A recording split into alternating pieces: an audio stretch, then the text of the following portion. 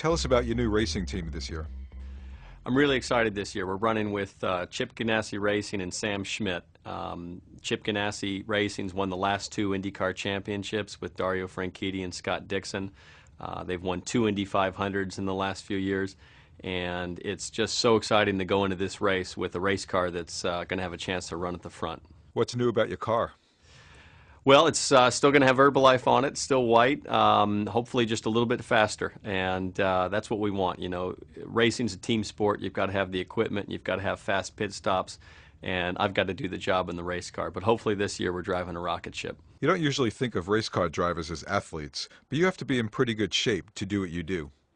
Yeah, a lot of people don't necessarily understand the amount of G-force and physical exertion required to drive these cars. There's no power steering. We've got big, wide, slick tires that produce a lot of grip. So the steering loads are quite a bit heavier than what you'd feel in your car every day.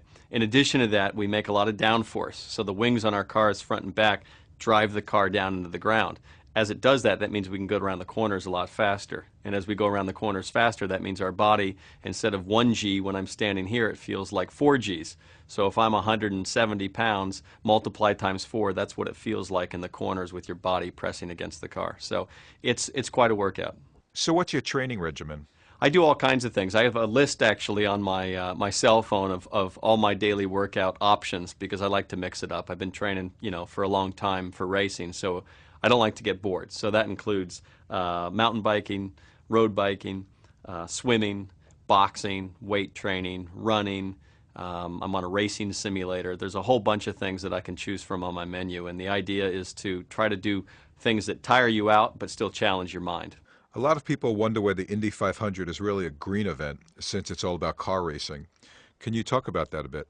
Absolutely. I think people have to realize and have to remember that racing is what drives technology, innovation, development in the automotive industry. We all drive cars every day, and most of the innovations that have to do with efficiency, lower consumption, etc., those are all born out of the racing environment.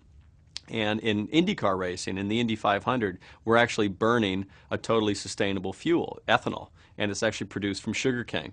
So it has a very low emissions footprint, you know, very high renewability, sustainability, and everything we do in racing is about optimizing, less drag, less fuel consumption so that we don't have to stop in the pits as frequently. So everything we learn in racing is really sort of like a concentrated test bed for the greater automotive community, so everyone around the world benefits by racing.